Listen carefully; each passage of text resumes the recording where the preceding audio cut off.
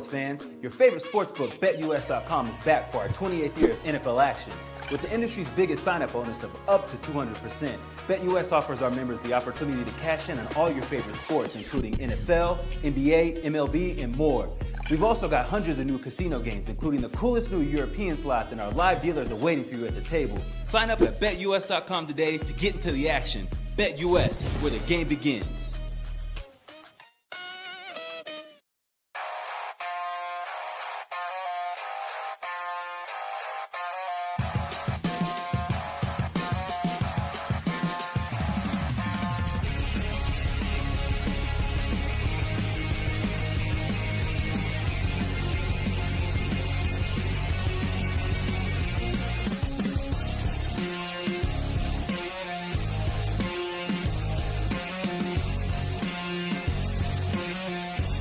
And now, broadcasting live from Las Vegas, the Snake Sports Talk Show with Jake Silva starts now.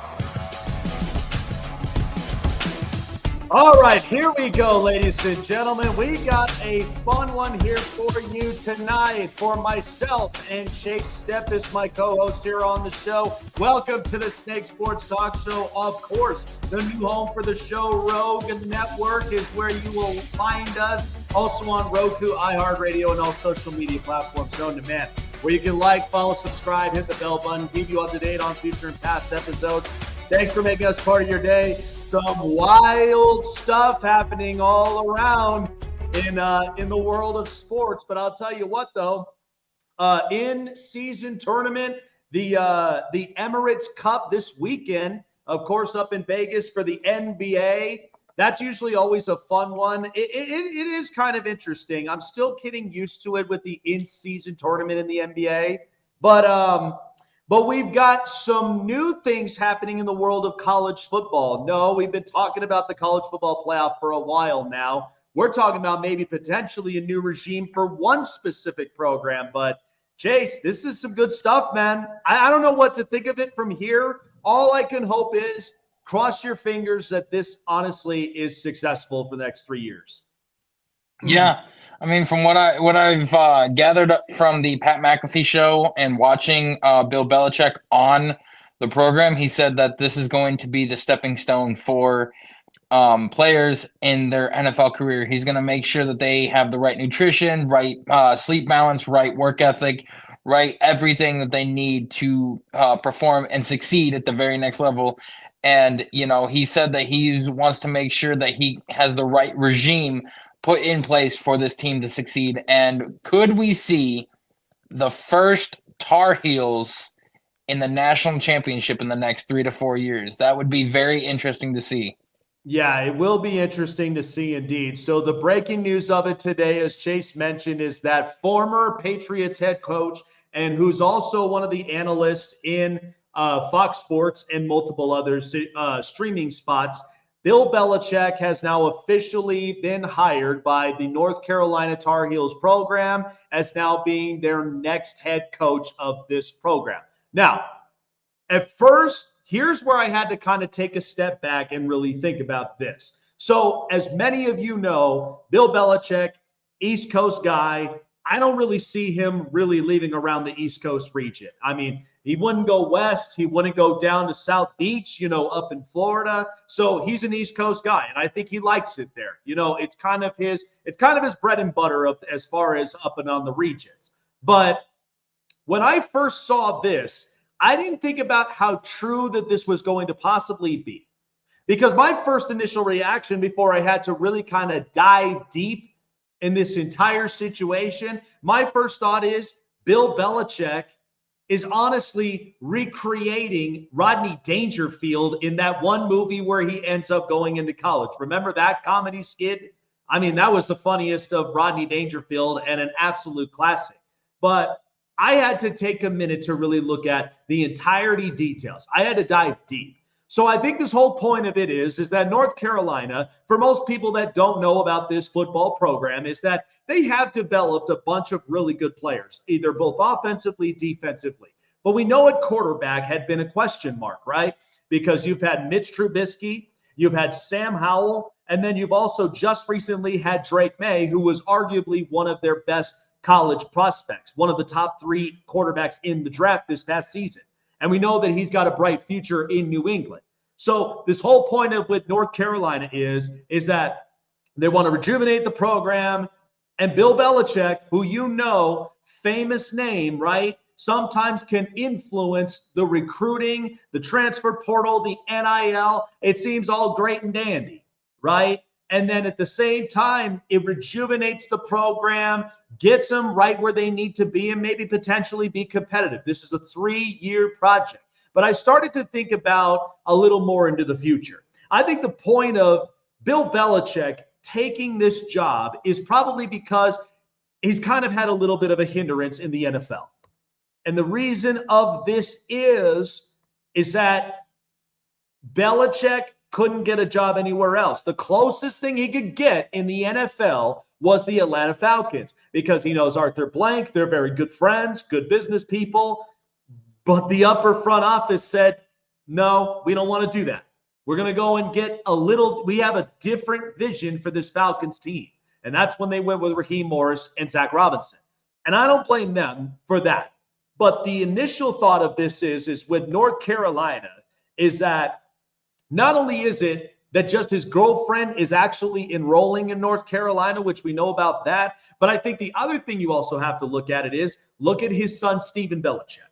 Okay, special teams coach. He was there close enough in New England. And I think the whole point of this is right now he's a special teams coordinator at one of the other college programs. But I think this is trying to set itself in stone where in 3 years, Bill will probably have this program maybe competitive is what we're looking at it from here. And then eventually what I can see happening is I think he might pass this on to his son, Steven. Okay, and I can understand that, right? And as an East Coast type of guy, he ain't leaving that region. So being here in North Carolina, make the best of it. Make the most of it. But here's where I think you also have to look at the cautionary tale from here.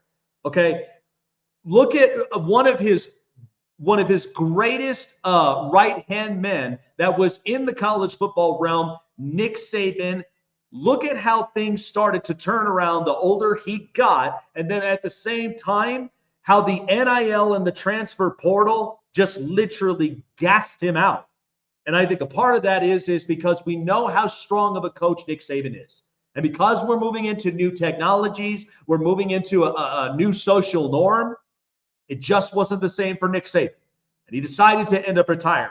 And then we all know what happened with Bama with Kalen DeBoer. I'm not going to get into that, but initially with what happened is that the NIL and the transfer portal, which had always been king to Alabama for the longest time, right? You've seen the recruiting portals. You've seen exactly with how the athletic director in Alabama was so king for this. And I know a lot of people want to push back because the fact that they got away with a lot of things. They got away with their booster money. They got away with all of this other stuff. Yeah, but other programs are also doing this too. They were not the only ones. But we know it's Alabama, bigger brand, Nick Saban. That's why people kind of singled him out.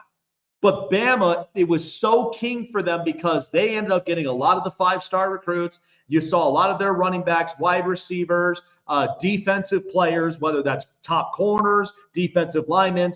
It was Bama's puppy for a long time. Then when the NIL and the transfer portal started to come around, look at how a lot of these kids now enter into the transfer portal. Why? Because either they're getting benched and they're not getting playing time, so they'll go start somewhere else and somebody's going to pay the money. And then at the same time, you're also going to end up getting back a couple of other players, but you may not get the same as you did when you first recruited. Now, granted, recruiting lots of these young kids in your region or maybe in other regions is still important to this game today. But it does give you a little bit of a healthier boost. But when Nick Saban saw this kind of integrating and with how blown out proportion that this was, it kind of burned him out. He didn't have any more time for it. And what happens is that usually with how strict of coaching Nick Saban is, when a kid, he ends up getting benched, they'll be like, they're not going to basically, sit and pout and basically make their bet on it. They could just easily go into the transfer portal and says, all right, you know what? Screw this. I'll go to the transfer portal. Somebody's going to start me somewhere else. That's initially what this is. So kids can end up getting away with it. But with Bill Belichick, this is what's going to be interesting about this, because we know what kind of coach Bill Belichick is. He wants power. He wants control. He wants his own personnel. He wants people that he trusts that are going to be in this program. But the other thing of it is, players have come out and said what Bill Belichick is really all about. Is he's about do your job, and at the same time, you give no lip. And so Bill's going to probably coach these kids up, I'm sure, in the fashion that we all know, right? Look at a lot of the Belichick guys who have been in the NFL, and look at the ones who succeeded. Not a lot. Okay, Joe Judge didn't succeed. Matt Patricia didn't succeed. The only outlier in the entire Belichick tree that I would agree deserves a second shot as a head coach would be Brian Flores. And I think that's because once he got called out by Tua, and you saw exactly with how the narrative Belichick guys, meaning you're trying to integrate something that is not your identity deep down inside. And I think that's what Brian Flores had to come into reality check. But look how happy Brian Flores is. He loves coaching this Minnesota defense. That's why I think it was a bit of a reality check, so he could be the outlier. But Belichick, majority of the time, we know can be, I would say, a bit prickly when it comes down to it, because you ain't going to give him no lip. And he's going to coach the best out of you. I could see this as where the pro of this is, just like Saban, he's going to mouth it off to you and tell it as it is. But then the con side of it is, look at Belichick's age. Okay, I think of this, and then I think of how worn out he might be in year one if the NIL and the transfer portal does not go his way. And he's going to have to, play a little bit of reason with some of these kids. But I do believe the name of Belichick will have some type of impact with this when it comes to the recruitment and the transfer portal. But initially, what are some of the things that Belichick couldn't get right? He couldn't get quarterback right, because we saw this with Mac Jones, and we saw this with Bailey Zappi, and it was a mess. And at the same time, you hire Matt Patricia, defensive-minded coach, to play your offensive play calling, and even that looked a lot worse. Then the control of the draft war room, whereas you started seeing a lot of these mediocre picks, people are like, what the hell are they doing? Like, we're going to take Kyle Tucker, like we're going to take a Kyle Duggar, a really good safety who I like, and then all of a sudden you take a special teams guy when really, like, look at the offensive line, look at the quarterback, look at the weapons. Like, Belichick doesn't know exactly how to draft weapons right. That has been the knock, right? I'm curious to see how the transfer portal in the NIL is going to favor out for Bill Belichick. And it's not for everybody. My first initial thought was, am I literally going to see a redone skid of Rodney Dangerfield going into college? Is that what I'm going to get with Bill Belichick? I don't know yet. But all I know is that there are coaches who are favored for coaching in college, like a Dan Lanning, Kirby Smart, Kalen DeBoer, all these other coaches. They are meant for college football. And you know what? We like it. We love it. Hell, we even loved it when Saban. He tried it in the NFL a couple times, but we loved it. He was more of a college coach because that was his puppy. You can make the same argument for Pete Carroll, where he had 2 stints in the NFL, comes back to college, dominates at USC, and then for the third charm, he goes to Seattle and builds a culture there. And then who knows if he may end up coaching again. So all I'm saying is hopefully the red flags of Bill Belichick in the past don't hinder what potentially could be green flags in the future for the next 3 years in this program. And North Carolina, they've been an interesting program in the ACC. Okay, look, they've been a top-notch college basketball program for a very long time. As far as football's gone, yes, they've built some products from different positions, but as far as an entirety of a football program, that's going to be quite a challenge from here.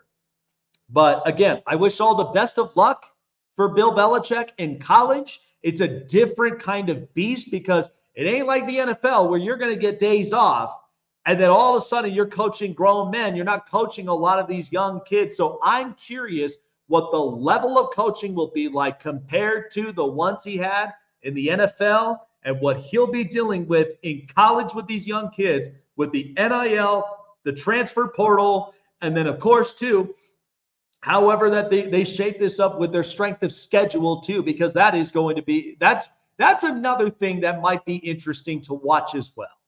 So, yeah.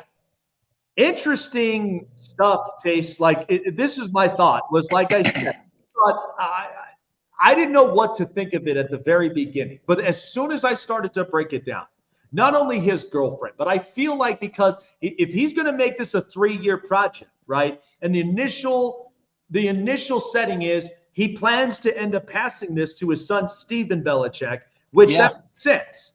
But, you know, at the same time, I mean, North Carolina, they've always been very strong as a basketball program. Football program's probably a little bit of a different story.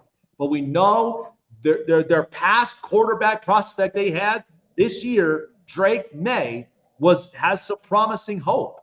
But I don't know. With this transfer portal and the NIL, that's the one thing that I think could be crucial for Bill Belichick. And we've learned that from Nick Saban. Because we know Saban can coach his kids hard, but that's because he cares. But initially with this whole thing, if kids get benched, they could go right into the transfer portal, not care or give a damn about what exactly that the program's going to do, because the program will be the same. They could go into the transfer portal, start somewhere else, and somebody will pay the money. Breaking news. The deal is a 5-year deal with Bill Belichick, and they are also hiring in former NFL GM Mike Lombardi to be a consultant / GM for the North Carolina Tar Heels. Wow. Mike Lombardi. And you know what? He's actually Lombardi. He is a pretty, you know what though? He's a great judge of character. Great judge of character. And you know what? And you know what's funny about that? I think that actually could give him a bit of a boost. That could give him a bit of a boost. As long as him and the athletic director, they're on the same pages, I think North Carolina, this will be very interesting for 5 years. So instead of 3, it's now 5. Okay, perfect. So then that's plenty of time. And I wonder who he's going to get as like his offensive play caller, maybe bringing McDaniels back. Who knows? It's going to be interesting to see what players come through in the portal now coming to North Carolina, just because you have a guy like Bill Belichick in there. And if it can improve their draft stock, and not to mention that, you know, people want to play for a legendary coach like that. Like, you're going to see a lot of big name guys come through the portal and go to there. And one guy that I see, you know, possibly landing at North Carolina is former 5-star recruit Aaron Nolan, since he is now entering the transfer portal. Yeah, and you know what? I just seen not too long ago, because they've already posted up some of the top quarterbacks in the transfer portal as of right now. And right now, because the big get is Miller Moss.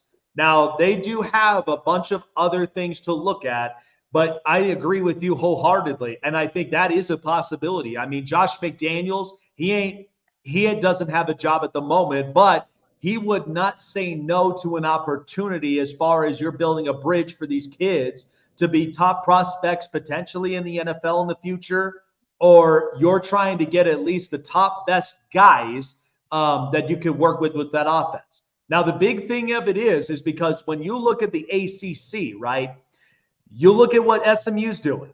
You look at what, you know, Miami, what they look like. Now, outside their defense, offensively, they were very good. But there are some teams, and even when you look at Georgia Tech, so there's some levels of competition alone in that conference. So you really got to look at it. I think initially you got Amorian Hampton, who's probably going to end up in the NFL draft. And I love Amorian Hampton.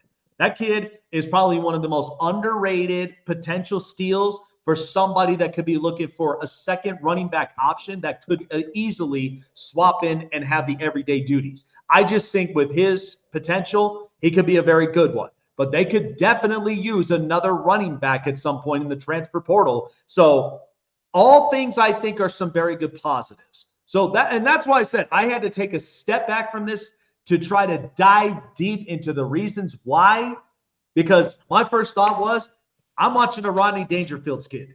That's what I'm looking at with this. Like, you have no other better offers, and all you have is North Carolina. But then I have to take a step back and go, why is he doing this? And now, as the news just showed out, now it makes perfect sense. Now it makes everything fall into place now.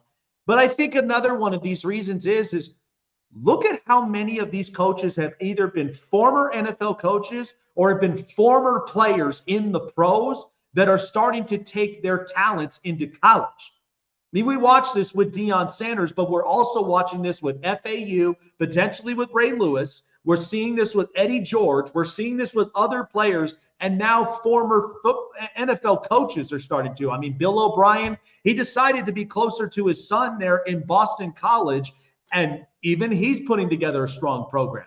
So there's that impact for you. It's not only just within the college realm, even though it's classic when you see that, but when you start seeing the impacts from former pros who come into this atmosphere, I'm telling you, the jump is great. But now you got to ask yourself this, like, if there is an NFL team that really wants him, like let's say the Jacksonville Jaguars want him as the next head coach, do you think that he leaves and goes to the pros, considering he's been there his entire life and has spent 90% of his career with the NFL? You know, he's gotten 7 rings in the NFL, 6 with the Patriots and 1 as a DC. Like, who's to say that he just doesn't up and leave and like, yeah, sorry, I got a better offer in the NFL. You know, I'm going to go there. Because, like, why like that's the thing. Like, why go to college when you've got at least 5 coaches that are going to be fired from the NFL, where you could have a chance to have a head coaching job at one of these next NFL teams? And, you know, you can have interviews and you can explain to them like, hey, this is the plan for the future, you know, with a guy like Trevor Lawrence and everything, getting him back to, you know, the guy that they expect him to be. You know, how awesome would that be to go in there to Shad Khan and be like, hey, here's what, and my plan is to get him back on track and how we're going to get this to work, you know? And then Shad Khan's like, I like the idea. I'm going to go ahead and offer you a contract. Well, I think here's the deal with Belichick. Belichick's 72 years old right now. And I think when you get into a 5-year plan, he'll be 77. So I'll be honest with you. I think if anything else, I don't know if he's honestly going to pursue the NFL. For one reason of this is because not only do I believe it's because of the hindrance that he left with New England recently, but I think for some people, like, and we just watched Nick Saban. I mean, he retired at the age that he did because manning this ship in college football is a lot. It's different than it is in the NFL. There's not a whole lot of days off in college. And then you're having to deal with recruitment and everything else. So I feel I would have to watch the first year.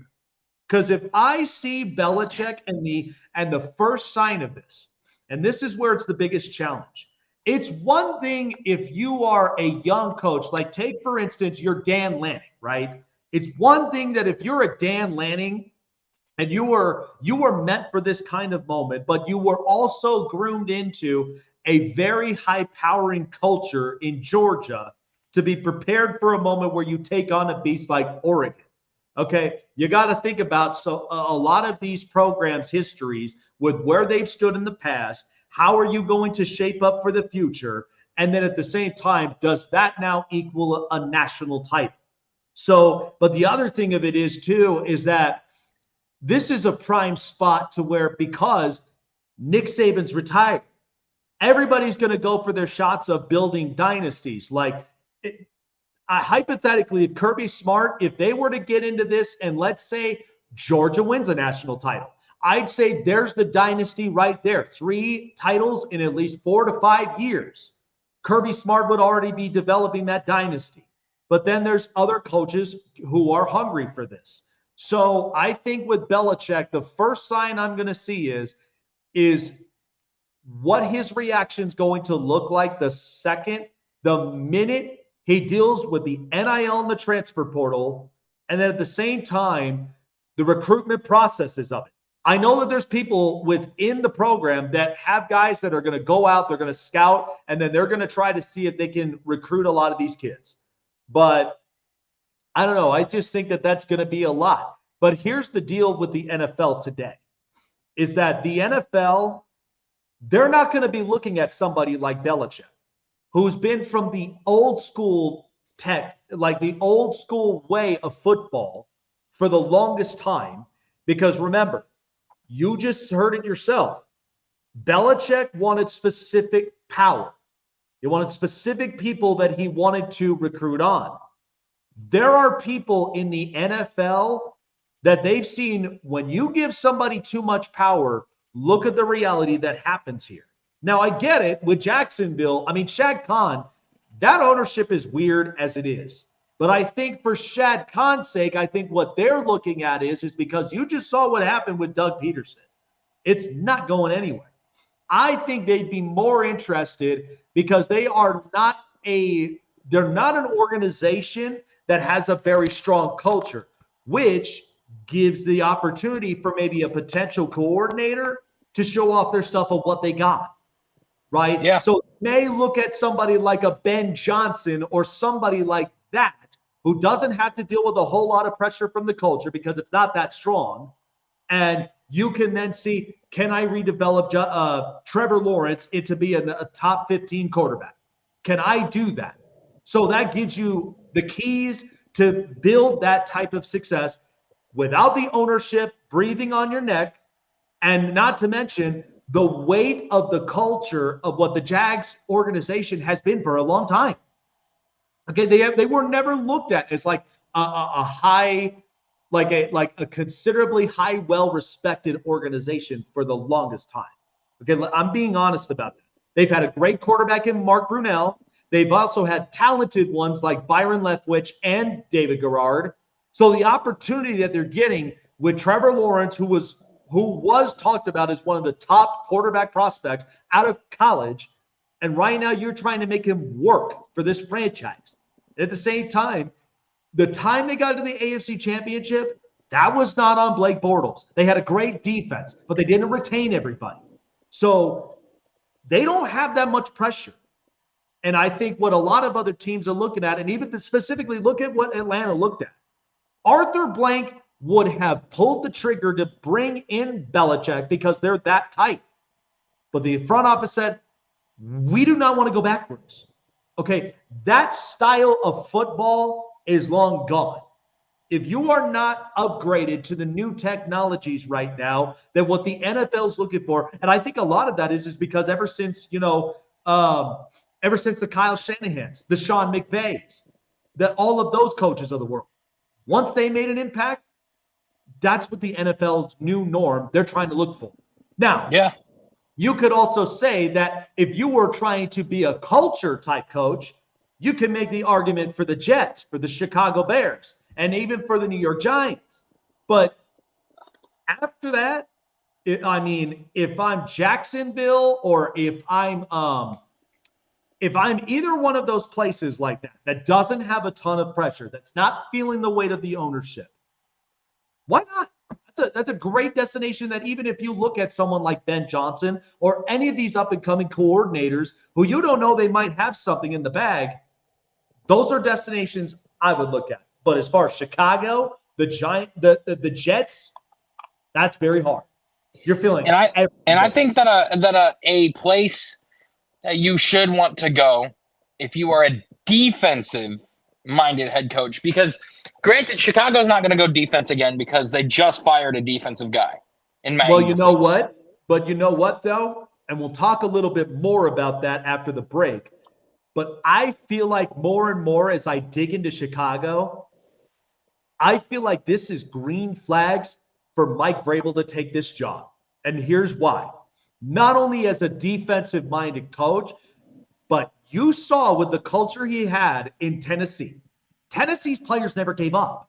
So if you got Chicago and all you need is the right-hand man at offensive coordinator, I think they'd be set. Because I think of this as like when Dan Campbell took the job at Detroit, right? You know how people looked at that as like, dude, this guy is way out of left field. What's he talking about? Biting kneecaps, all the rest of it. And then we started to understand he's a culture guy.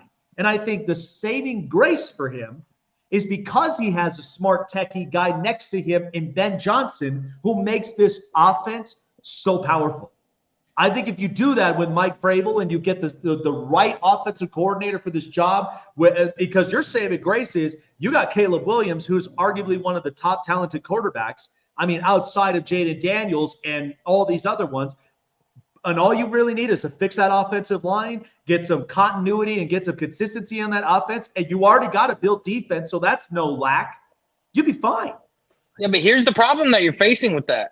Because you could go in that route and have Mike Vrabel, and he could bring back Tim Kelly, who was his OC his first 3 years with the Titans in 19, 20, and 21. Or maybe it was 20, 21, and 22. Yeah. Either way, you could do that. Or you can go on the route of getting an offensive-minded head coach, and here's the reason why. Because Dan Campbell is not an offensive guy or a defensive guy. He was more – he was more of a tight end when he played, and that's the position he played.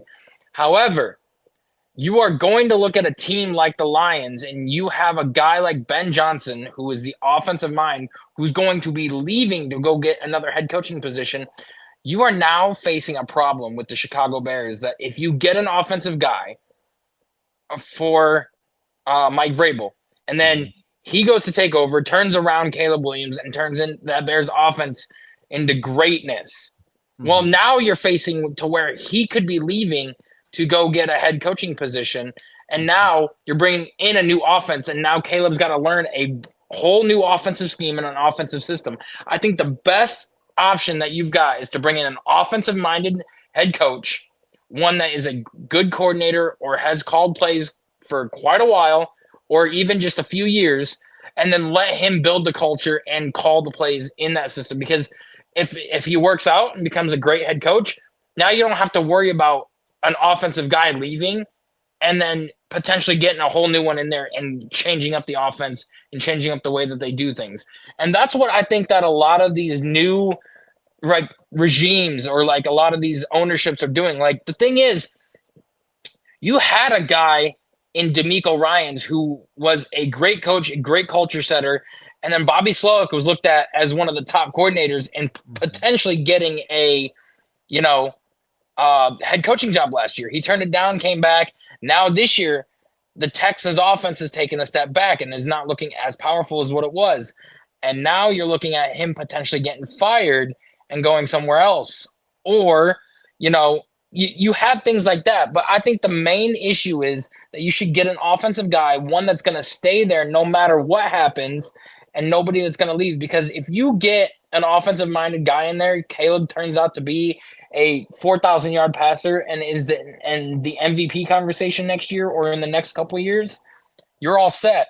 But if you get a defensive-minded head coach in there, one that turns around the culture, turns out to be a great guy, but then you have to make sure that you hit on offensive coordinator after offensive coordinator. Otherwise, you are going to be in the same position that you are with Matt Eberflus in the next 4 years to where they're going to be firing you. Well, here's the difference of it. Eberflus, and this is where I kind of backtrack this, is because the difference with Vrabel and even with Eberflus, you knew right off the bat, Eberflus is a coordinator. He was not meant to be head coach. He was great at his side of the ball, which was defense. But the fact of the matter is that you had an offensive coordinator in Shane Waldron who was playing too much of this backyard football stuff. And in the entire offense had a meeting of saying, dude, bruh, we can't do this no more. Like, we cannot generate first downs, at least stick to the scripted plays that you got to execute. And if we get into a consistent rhythm, then we can open up a little more of the playbooks here and there. Because the whole idea is that you are trying to get the healthiest development for Caleb Williams. I mean, that's initially with what the pushback was, is because everybody has had their voices about Chicago. Okay, when you look at Kevin Warren, you look at Ryan Poles, and this is the other thing too. The Bears had an opportunity to hire Jim Harbaugh. What happened? Him and Kevin Warren don't get along because that's all their deep roots from the Big Ten. And that's because Kevin Warren, I felt like, was very egotistical. He didn't put his ego aside and thought about, well, you know what? Jim would be the perfect fit in this because we've seen what he's done in a tough culture like Michigan or like San Francisco. And you see right now how much fun he's having in Los Angeles with Justin Herbert. That's where they missed out on this. And you have Caleb Williams, who the reason I think this with Vrabel is because Vrabel had Ryan Tannehill, who was not a talented quarterback, but you know what he did? Got the team to the AFC Championship. And that's with a Derrick Henry. What that does is that sometimes when you have a strong culture coach, you know what that does? That builds confidence and that builds trust in your quarterback, which is what they need, right? Young kids these days, they want a lot of their older peers that are there to just put their arms around them, guide them, show them the ways, build that line of trust. Because initially, that's where a lot of the concern was that came out of Caleb Williams' camp, is because they were concerned of Chicago because look at the recent history the Bears have done. Okay, and that's from the McCaskies, that's from all this other stuff. They were hesitant. I think you bring in a Mike Vrabel, and yes, he's got to ace the offensive coordinator. But here's the thing. The thing about Vrabel is that if you build a strong culture that gets players bought into the idea, and much like that I see this with potentially of what could happen with Bill Belichick, you bring in somebody like that, what's to say the players won't be bought in and they'll be invested in this? I mean, this is what's happening with Jim Harbaugh. They know the plan.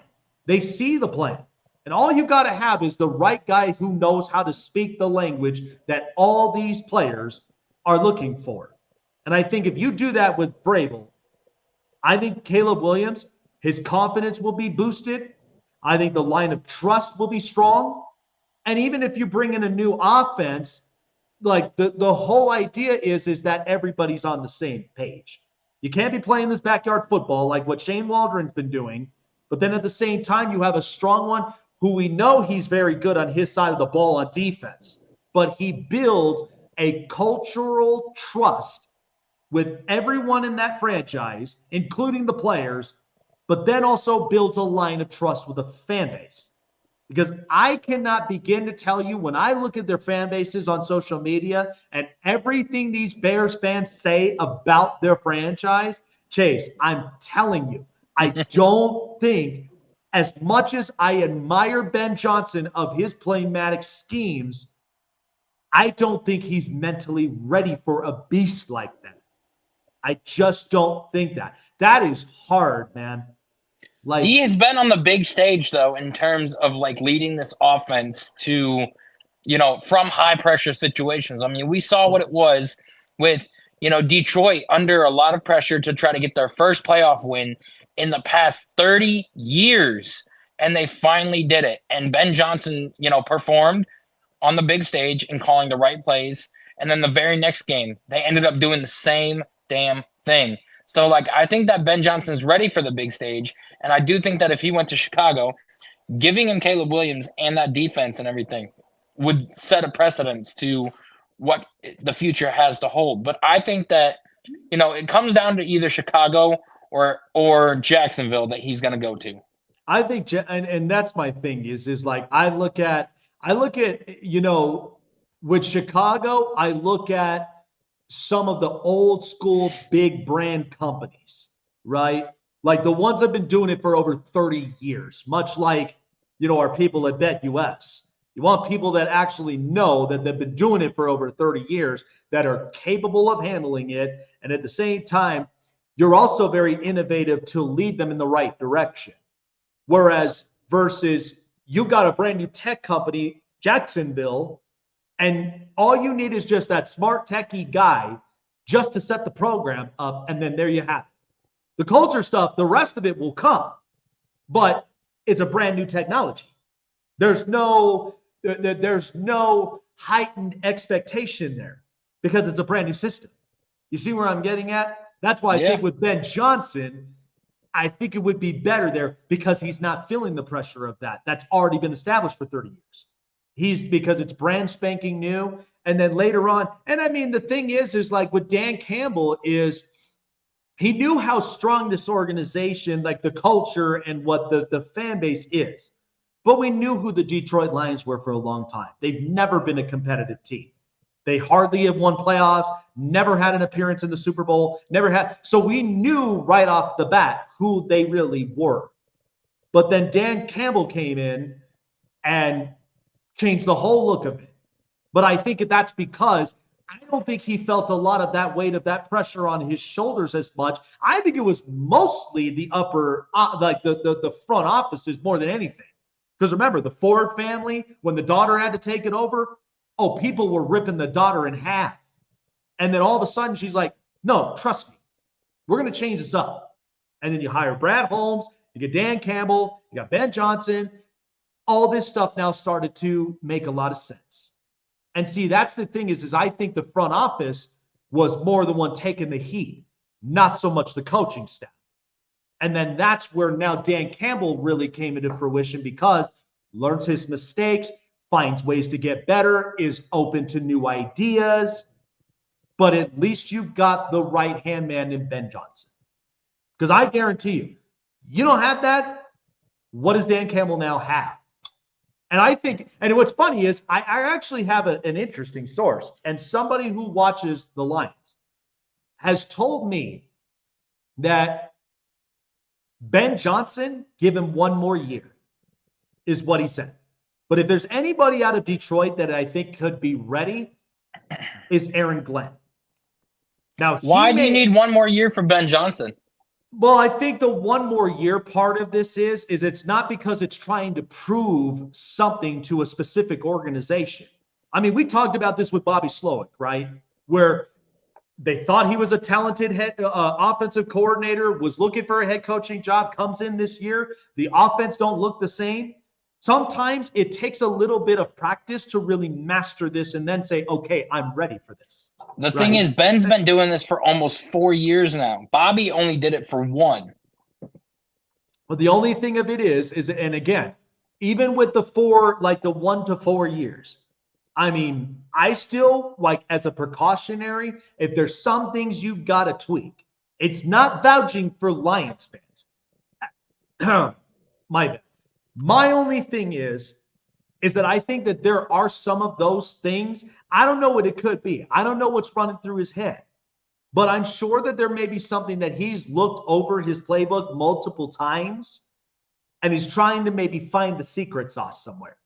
I don't know. It could be a possibility. It could be. It could be, but you also got to face the fact that we've seen offensive coordinators be OCs for 4 or even 5 years and not even get a head coaching job, like Eric Bieniemy. From 2019 to 2023, he was the offensive coordinator for the Kansas City Chiefs. Mahomes had the best years of his career. He ended up taking them to 2 Super Bowls and 1. Ended up having Mahomes as a 5,000 yard passer and 50 touchdowns. And gets several interviews, does not get a head coaching job. But and what maybe that is because he's a bad interviewer, or maybe it's because they're like, we want to see this with other teams. Well, then he goes to Washington and makes Sam Howell the league's leading passer in the NFL. And he still doesn't get head coaching interviews. So Ben Johnson can continue being an OC for the next 4 or 5 years and still have the top offense in the league. But the thing is, he could be ready in 5 years. He could be ready this year. I don't think that having another year as an OC is going to matter when you've had you've had a top 5 offense in the league for the past 3 years, and your offense has been very successful, and you have been leading these guys that have come in. That, like, guys like Josh Reynolds, like a Tim Patrick, who they picked up this offseason, and you're coming in, and Dan Campbell's the head coach, but Ben Johnson spends every day with these guys. He's just like, what is the best way to scheme you guys open? What is the best way that I can, make you a part of this offense and make you succeed? And that's where it comes into play, because he's not just a leader of the offense, he's a leader of men as well. Well, that's where we're going to probably find out at some point. But all I know is that, like, I wouldn't look at him as being an OC long term. I think if you just have one more year of this, because sometimes, look, I'm better off being better prepared than me jumping into something that I feel like I have the shot and I do it, and then all of a sudden something happens, right? But it's also like what Tim said too. Like you can't wait too long, because if you go into this, like last year, he went into the round of interviews, said, "Nah, I'm going to go back to Detroit." Well, let's say he goes to this other round of interviews and like, "Nah, I'm going to go back to Detroit." Well, now you're going to have a lot of teams that are going to stop asking or requesting for interviews, because it's just like, if you turned us down the past 2 years, what makes us think you aren't going to do it again this time? So, you can't go another year and then be like, okay, now I'm officially ready, and then have no teams knocking on the door for you. Well, now remember, because every year there's always 7 to 8 NFL jobs that open every year, because the expectations are so high. When you have rich owners like that, they expect results. So it's not like there's not going to be an opportunity somewhere. So that's something to kind of keep in mind. But I think we're kind of past the break on this one. But let's just dig in deep with this. So apparently the rumors of it is, and I don't know how true these rumors are. So early on, there was some talks that was surrounding the San Francisco 49ers. Now, we've been in this position with them in the past when it came to Brandon Ayuk's contract dispute for a month. And right now, the conversation that's being held, and because they're so injury riddled, and because there's a lot of problems that's happening around in San Francisco, where I feel like they're on their last leg, is that now apparently wide receiver Deebo Samuel, okay, remember when he got the contract? And the whole point of it is because he did not want to see a whole lot of contact with the way that Kyle Shanahan runs his offense. Well, they didn't do that. Okay. They gave him a 3-year deal, and he's been a wide receiver. But now the backlash is that Deebo Samuel is coming out and he's not getting enough receptions. He's not getting enough targets. Oh, good hell. Listen, I was hearing this over on the radio, and you know how I am. Radiohead, I got to tune in. I got to get my information. It's how we work well in this show. But these wide receivers these days, okay, and this narrative has gone on for a very long time. I'm not saying all wide receivers are like this, but there are some that we've had multiple news reports on. Okay, Deebo Samuel's one of them. By the way, we're hearing right now in Philly with the relationship between A.J. Brown and Jalen Hurts. Well, early on in the season, it was Jalen Hurts and Nick Sirianni. Sounds like their relationship's a little bit broken. Give me a break. And here's the other thing. The Eagles are on fire. What does A.J. Brown have to cry about? Why? Because he's not getting enough targets? You're getting 7 targets a game. They'll up it to 9. What do you want? The other thing of it is, too, is like, remember early on, and I know a lot of people can attest to this, but remember when Jamar Chase came out and said something, and Joe Burrow, a former teammate of LSU, and being here in Cincinnati together, you knew they had to have a little bit of a sit down and a talk about what's going on. And especially when news gets out there to media, this is what gets blown out of proportion. Wide receivers, they get deemed as divas. They get deemed as they're the crybabies in the NFL because they want more receptions, they want more targets, they want more this, they want more that. You know what? Take, for instance, some of the top 5 rushing teams in the NFL right now. Green Bay, Philadelphia, and Baltimore and a bunch of others. You know what the record is for those teams? They're 48-17. Shush. Deal with it. Because here's the thing. Remember last season where there was an entire secret group of running backs who were kind of coming with the idea of running backs need to be paid respectfully. Look at the damage they put on their bodies. Look at how they're the easiest targets in the NFL, because every defense, when you've got the ball in your hand and you're running, they're coming at you with full force. It's like we talked about with the whole Trevor Lawrence thing. When you tuck that ball in, you're now played as a running back, okay? You're susceptible to stuff like that, okay? And we all know the history of it. I'm not getting into it. But the point is that to have an established offense does not mean it cooks with wide receivers.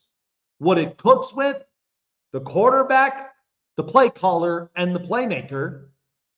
It also cooks with a healthy offensive line, because you want to protect the offense and you want to start opening and exposing holes on the defense, because then it also comes to the next layer. You know what I think about this is? I think of this as like my favorite holiday tradition of a triple layer chocolate cake. Okay. There's 3 layers of cake.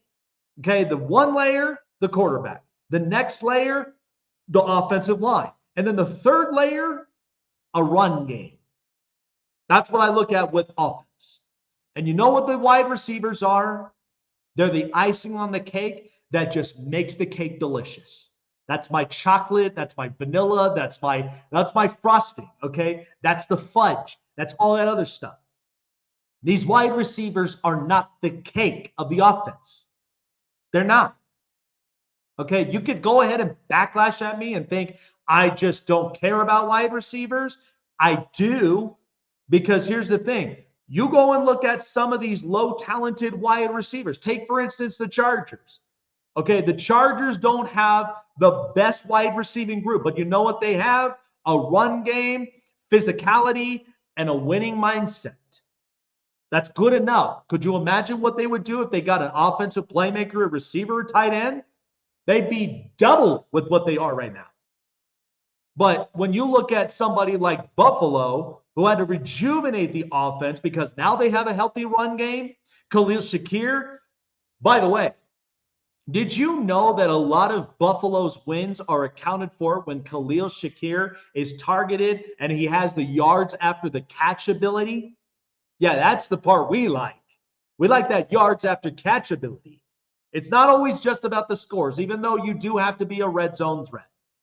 But offenses is not developed under wide receivers. Okay? Wide receivers is what accounts to move the chains for your playmaker and your game changer and manager quarterback to make that happen. But initially, quarterback, offensive line, running back, that's your 3 layers, and the wide receivers are the icing on the cake that gives it a little bit more flavor. Okay? That's what that is. You saw it exactly with how this worked. Kansas City was willing to move off of Tyreek Hill. Why? Because they have Patrick Mahomes, they got Chris Jones, they got a run game with Isaiah Pacheco, and all they have to do is make sure that that offensive line is good enough to protect your star quarterback. And by the way, look at how they have emerged with Rashee Rice when he comes back from injury, that he'll be a top-notch number 1 receiver. You can make that up. Chase is my witness with this. How many times have I said that if you move off of a receiver, okay, and I feel like T. Higgins is going to be moving away from Cincinnati because they're going to pay Jamar Chase before they pay T. Higgins. But then why did you draft Jermaine Burton? There's a reason why that you do. You could go get another receiver. It's a rinse-repeat cycle. But what you cannot draft as well is quarterback, a generational talented offensive line, and a deep down in the trenches running back. Those are the hardest things that you can honestly draft. Correct me if I'm wrong. Wide receivers are all over the place. Okay? I can look at it as sports. You know what's funny is I see people with all these sports cars, driving around, especially here in the Denver area where it snows and it's cold and the roads get icy, and people that drive a lot of their sports cars around, right? Why do you think you don't see them in the snow? Because they're limited. Okay? And you're going to complain about the smallest things, a little nick in the paint, a little dent, a little bit of maybe a snowflake that hits the paint, all the smallest things. But you know what I drive? I drive durability. I drive a Tacoma. Okay. And it's even better when you have a 4x4 that's durable, that's got the right tires, that's got the 4x4 package, gets you through everything. That's what a quarterback is. And so I would rather invest in that before I invest in a wide receiver. And you see with a lot of teams, a lot of teams that invest in a tough wide receiving core, look at their records. It's bad, including Miami. They have a very fast wide receiving core. Doesn't mean that it counts for wins. Not always. Quarterback, offensive line, running back, that's my triple layer chocolate cake. And all that's added to make it better for flavor is the icing that the wide receivers give for these offenses. Tell me I'm wrong, Chase. Tell me I'm wrong. Because now I'm looking at all of this stuff and I'm like, why are you complaining? Like, I don't understand that with A.J. Brown. But you know what's funny is like I've talked to a lot of fellow Eagle people, and it's like the culture's so strong there where they've got a very good defensive front and they've got a very good secondary. But Saquon Barkley is playing out of his mind. And the whole thing is that there are parts of it where Jalen Hurts, and you have seen it with some of his scans on the field, there is some questions and concerns there about him being hesitant to even throw to some of his options. That's a valid point right now. That's what we're seeing on film. But you're winning. I look at it as you'll hate me now, love me later. When we go into No, I was just gonna say, like, it's just like the whole argument with like when Broncos fans were complaining about Jerry Jeudy, saying that like he was just a diva, he just wanted the ball, and like no, the dude doesn't care if he gets the ball, he just wants it in like clutch decisions when he knows that he's open and he can make a play, and that has shown in Cleveland right now. He is the fourth leading receiver in the NFL in terms of yards. He's at 944, and this will be the first year that he's ever cracked 1,000. But you know what I look at? If he gets like 65 more yards. You know what I look at, though? That's all great and dandy, but what's Cleveland's record? Listen, I hear you. I hear you. But the problem is where we're at with the record, it's all because of the quarterback situation. We had 7 games with Deshaun Watson, and in those 7 games, we played the Raiders, the Eagles, and the Giants very, very close. It was a 1-score game. It was by 4 points for all of them. Mm-hmm. And had we had a quarterback that could actually distribute the ball better and get the ball out to the playmakers, we're looking at a completely different record for the Browns right now. That's at least 3 wins you add on to our total, and we'd be 6-6 right now, or 6-7. And you are without your star running back for an X amount of time before he finally came back. Which of course, when you lose that, you now become so marginalized that you ain't got no choice but then to have to pass the football, which makes it even worse. So that's why I'm like, I can get it with the Deshaun Watson situation. But my point is that they have such a talented defense. The offensive line, I felt like, was very talented. But when you have a component that you got no run game, and then at the same time, the quarterback right now is not performing at the highest level like he should. I mean, the wide receivers is all high and dandy, but there's 2, like I said, it's a triple layer chocolate cake, right? There's 3 layers to this thing. And if you ain't got the most important, like if you ain't got the layers to really sustain it, like that's where it really changes something of an identity on offense. No, I get that. I get that. Like our offensive line wasn't hasn't been the greatest this year. and the run game hasn't been the greatest and everything. But like, looking at the bigger picture, and like this is why I defend the argument that getting a guy like either Shador or Cam Ward in here, and even if they are sitting for 1 year, like Shador probably not, Cam they might, who knows, but a guy who can actually look at this offense and distribute the ball evenly, and gives us a great chance to win. Like, it'd be a whole different story, because we were not scoring 20 points in any of our games with Deshaun Watson, not even one. Jameis comes in the first game, we scored 29 points against the Ravens to beat them. And then, we put up almost 40 against the Broncos, put up 24 against the Steelers, put up the past few games, we have put up like 20 or less and everything. And all I'm saying is that if we had this kind of offense at the beginning of the season rather than the end, it'd be a whole different ball game of how this team is. And that's exactly how the offense looks, because when you look at these guys with Deshaun Watson, Jerry Jeudy only had 260 yards total in 7 games with Deshaun. 260 yards. Cedric Tillman had a total of like 55 yards. Jameis Winston comes in. After we trade Amari Cooper, we have Cedric Tillman be our, other outside guy. Before he got his concussion in the Steelers game that Thursday night, he was already at 368 yards. Jerry Jeudy, in a 4 or 5 game span with Jameis Winston, has gotten over 600 or 700 yards in just that amount of time. That's what I'm saying. Like, the offense was looking stale, stagnant, like lackluster, and not performing at the level that it is now. And the only reason why we're losing games now is because Jameis is so inconsistent with throwing the picks and the pick sixes and everything. That's why I'm saying that if we got a quarterback, the talent of, even the talent of Jared Goff right now, we'd be winning more games. That's why I keep telling people that if we get Cam Ward in here, they're like, no, we need to build the team. We need to build the offensive line. We need to, get a new running back, blah, blah, blah. No, if we had a quarterback the likes of Cam Ward or Shador Sanders, we would be 9-3 right now rather than 3-10. Well, let me ask you this. I mean, we're seeing the wonders of what Sam Darnold's doing in Minnesota. And mind you, that has been a guy who's been around in the NFL, but it finally took this year to finally unleash that potential that they have for him. I mean, Kevin O'Connell, he trusts him. But we know that this is a 1-year deal.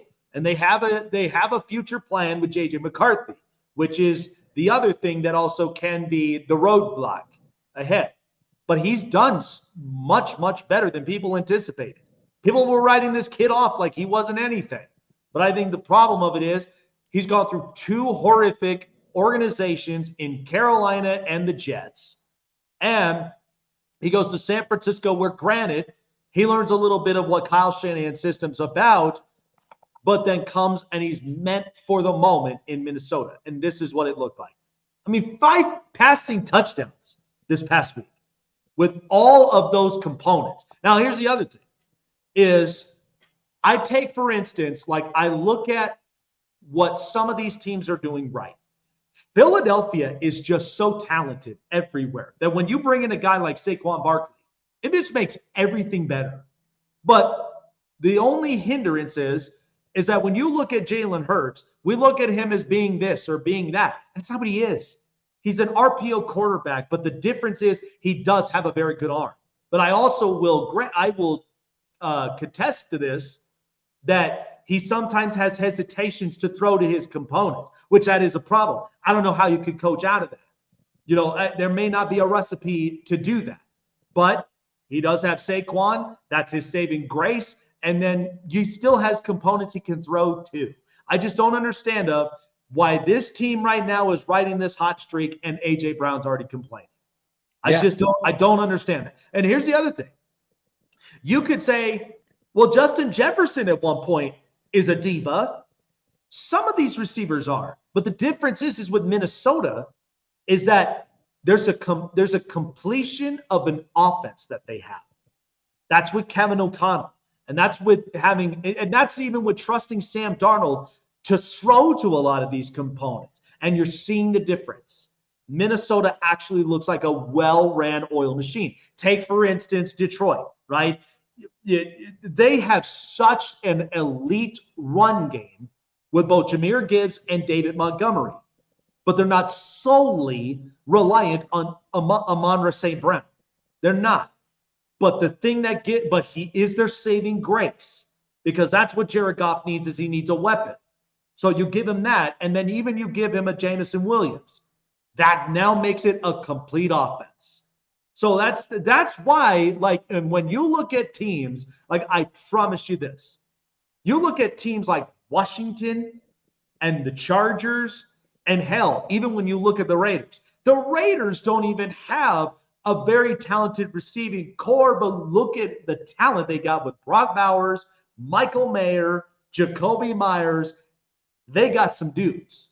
All they need is that they need the quarterback, and they need the running back and the offensive line. You get that, this could be the makings of a completed offense. The Chargers are so wide receiver thin right now in their room, but could you imagine if they signed T. Higgins? And could you imagine if they drafted one of the high-end talents, maybe like a Tyler Warren or a Colston Loveland, or even the other kid at Bowling Green? That would be the most completed offense. And what did they do right? They took a tackle in Joe Alt, completed the offensive line, get a running back in J.K. Dobbins, and a dual running back set. Boy, but what did they fail to do? You're seeing the you're seeing the result of not getting you got a weapon in Ladd McConkey, but you saw the result of like not going at the trade deadline and trying to trade for a star wide receiver, or trying to pick up one that could affect the game in a certain way. Because now you would know that if the Chargers had that elite offensive weapon, or even another tight end, or like another wide receiver opposite of Ladd McConkey, the Chargers would be so much better than what they would be now. But understand something upon this, and I'm sure this is what Joe Ortiz had to think about too. Do I go jump the gun and do it right now, and in hopes that I will have the money by next season when it's all said and done, that I can now go get pieces? Or do I kind of hold off on it right now because I'm playing with house money? And here's the thing. This team was not guaranteed to be contenders this year. That was their prediction. They were good enough to make the playoffs and and win a playoff game, but they were not like, I'm not going to put them in the Super Bowl bubble. Like, I'm not going to do that. But what's nice about this is that Ortiz, I think, looked at this as next year of like, look at how much money we're going to have. $115 million in cap space. We're going to have 10 draft picks. We may even have more, depending on what we do in the offseason if we make some moves. But we're going to accumulate, and at the same time, we got plenty of options to spend. And I think that's what Ortiz is looking at.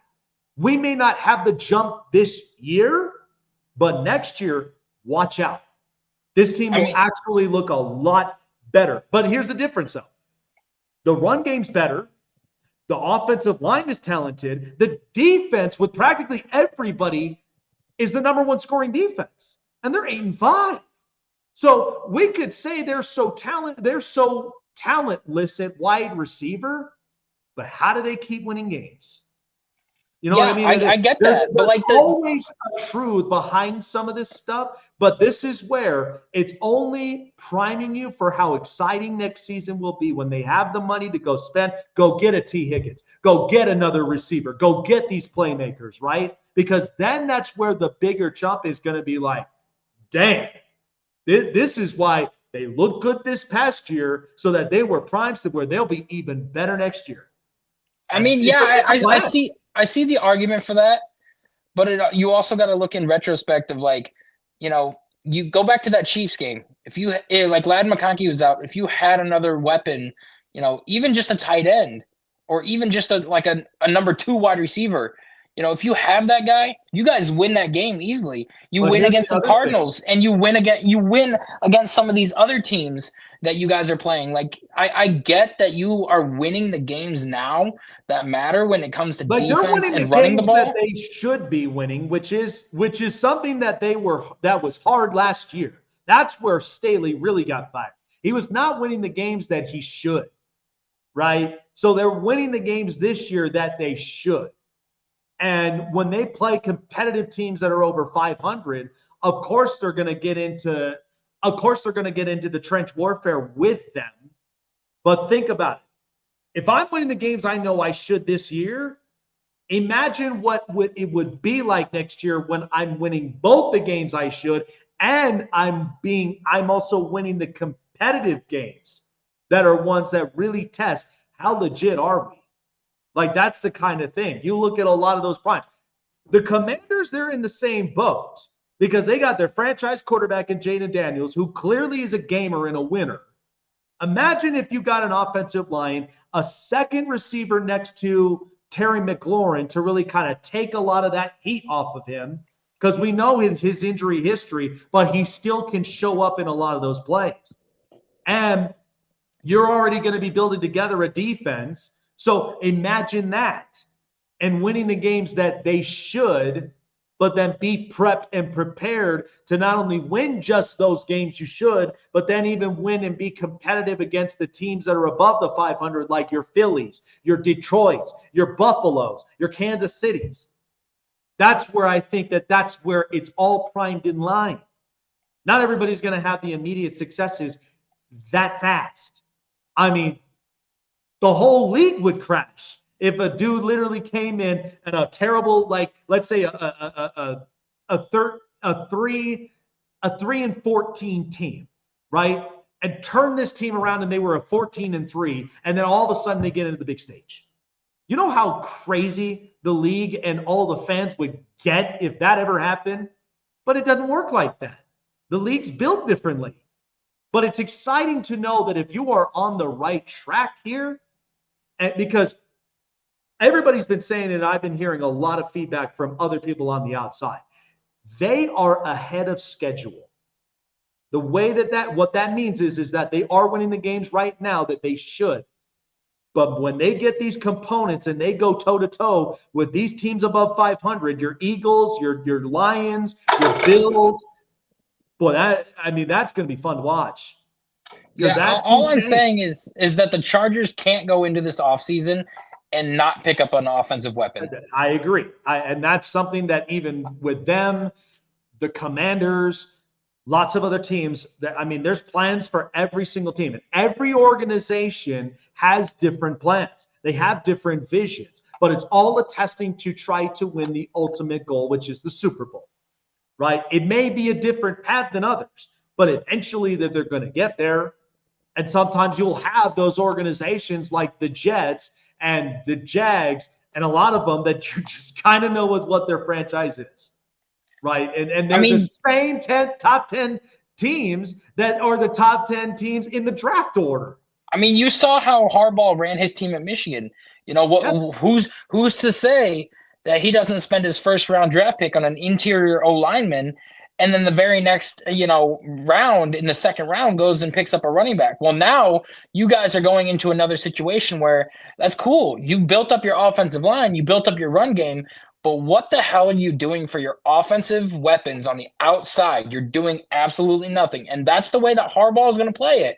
He's going to go into this draft. You guys are going to pick up an offensive lineman in that first round. And then in the second round, you're going to pick up like a running back or, a defensive piece to help build the defense because he likes to have a solid defense. And now you're going to go through the draft and it's going to be like, the fourth or fifth round. And then you're finally going to get your offensive weapon that you need.